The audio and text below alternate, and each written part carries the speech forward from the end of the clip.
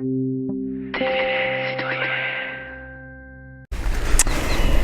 cerisier, très vieux, aux branches tourmentées, dresse ses bras noueux sous un ciel lourd d'été. Il est mort en avril, à l'heure où naît la feuille, et depuis cet instant, le jardin est en deuil. Il a vu dans ce siècle bien des événements, des scènes très joyeuses aux douloureux tourments. Assistant, attristé au dénouement des drames, que seul l'homme secrète du fond noir de son âme. La Beauce, vaste plaine ondulant de ses blés, au soleil de juillet, qui les faisait dorer. Proust, à Illier, cherchant ce temps perdu qui passe, comme une étoile filante qui dans la nuit s'efface. Qu'il était magnifique quand sa sève en flocons, éclatant de blancheur, en trouvait ses boutons. Bonjour François. Bonjour. Donc c'est vous qui avez écrit ce poème, le cerisier. Oui. Pourquoi avoir écrit ce... Je l'ai écrit parce que des histoires de famille, dans cette famille qui m'est proche, il y a eu des conflits comme dans beaucoup de familles. Et comme il y avait ces cerisiers, c'était le témoin. Pour moi, j'en ai fait le témoin de leur déboire. Les abeilles en essaim, frémissant de leurs ailes, butinaient laborieuses le nectar de leur miel. Les amoureux gaiement, à la fin du printemps, s'enlaçaient à ses pieds, échangeant des serments. S'écrasaient en riant sur leurs lèvres friandes, le sang pur de ces fruits tombant comme une offrande. Moineaux et sansonnets, en piaillant s'en gavaient. Le merle très bavard, reconnaissant, chantait. Et les enfants gourmands s'accrochaient aux merveilles, ces cerises écarlates pendant à leurs oreilles. D'accord, et c'est la vie d'une famille. C'est la vie d'une famille qui est retranscrite dans la poésie. Et pourquoi le faire mourir, ce cerisier? Mais parce qu'il est vraiment mort. D'accord, ok. Donc je l'ai vu vivant avec toutes ses fleurs, et je l'ai vu étalé, comme tout un chacun peut l'être quand il a fini sa vie. Le maître, un jour d'hiver, s'appuyant à son tronc, vint lui faire confidence, l'œil sombre sous le front. Ses mains nerveuses serraient sa bouillonnante tête, où des pensées tenaces déferlaient en tempête. Il a vu triste et pâle, retenant en sanglots, sa maîtresse s'asseoir quand la lune en halo venait lui dire bonsoir, à l'heure où la pénombre, qui précède de la nuit, fait s'allonger les ombres. Vous avez commencé à écrire à quel âge? J'avais 14 ans. Mon premier poème, c'était un chagrin d'enfant.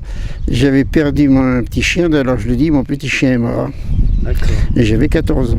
Et je n'ai jamais arrêté depuis. Et le dernier que vous avez écrit? Le dernier, je l'ai écrit, le dernier, c'était à la disparition d'Aznavour. Son âge impitoyable à ses jours a mis fin, et nous ne verrons plus dresser dans le matin ses branches empanachées d'un nuage de fleurs, aux pétales exhalant leur discrète senteur. Un cerisier trop vieux sur l'herbe s'est couché, les bras écartelés, il gît le tronc brisé. Quand novembre à Toussaint vint faire pleurer les feuilles sur le jardin fidèle qui porte encore son deuil. Et en tout, ça fait 400 environ 400 poèmes. C'est énorme ça. Oui, mais ça résume un peu une vie. Et donc vos poèmes, c'est un peu comme de la photographie. C'est une photographie d'un instant T, à un moment donné. De François. Pourquoi celui-ci? Parce qu'à la fois il symbolise le cycle de la vie, puis je trouvais que ça allait bien avec la saison, puisqu'on est au printemps. Ouais. Et puis aussi, dedans, il y a une référence littéraire à Proust, donc je trouvais que ça faisait un ensemble plutôt heureux en fait. Et dans la façon d'écrire de François, qu'est-ce qui vous marque, vous intéresse Eh bien, tout au travers du recueil, en fait, c'est tout plein de petits moments de la vie de tout à chacun, mais qui sont mis en poésie. Donc du coup, c'est plutôt touchant, de voir comment chaque moment de la vie, en fait, peut être mis en vers. Donc pour vous, la poésie, c'est une façon de traduire les émotions Voilà, le poète, je pense que c'est un homme comme tout le monde, sauf qu'il a des sentiments exacerbés. Il est à fleur de peau, si vous voulez. Et c'est pour ça qu'étant à fleur de peau, je pense qu'on exprime peut-être plus crûment, peut-être plus réellement les sentiments qu'on peut avoir. je pense que ça vaut le coup vraiment de discuter avec lui et de le rencontrer. Plus que de lire ses poèmes et de discuter Voilà, avec lui. parce que sa vie a été très riche et très pleine, donc on comprend aussi pourquoi quand il parle, en fait, moi je comprends pourquoi il fait des poèmes, en fait. D'accord. Et on peut le croiser, Ouais. par exemple, à la librairie Chemin Faisant. Bah, par exemple, parce qu'en plus on est presque voisins.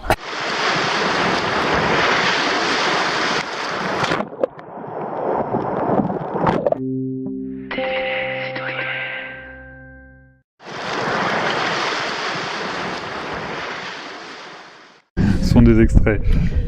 Dans le ciel qui nous ensemble, nous invoquons les choses, et nous prenons visage de qui ne nous voit pas. Quelqu'un parle, veille, dans la nuit se souvient. Et vous écrivez depuis longtemps? Alors j'écris depuis longtemps, depuis très longtemps, mais j'écris des choses éparses et que j'ai mis beaucoup de temps avant de les rassembler et de me dire que ça pouvait faire quelque chose qui soit présentable. Nous, presque nés, nous tous rions, rions, dans la nuit qui ne veut pas s'éteindre. Ainsi, nous écrivons le premier feu. Nous écrivons le premier feu et nous creusons le vide jusqu'à toucher l'absence. Et l'écriture, elle vient comment? Spontanément ou c'est un travail? Alors j'ai des fragments, des jets qui viennent et après je travaille beaucoup. C'est D'accord. beaucoup, voilà. Peut-être parce que je crois que les mots sont importants, mais aussi les silences pour moi dans l'écriture et que ça demande d'enlever beaucoup. Vous arrivez à écrire des silences? J'espère qu'ils s'entendent dans Ils s'entendent. l'écriture. Paupières de braise dans le minuit des hommes, le désir aggrave la nuit. Et les mots à nos doigts consument l'abandon jusqu'aux nuques ouvertes.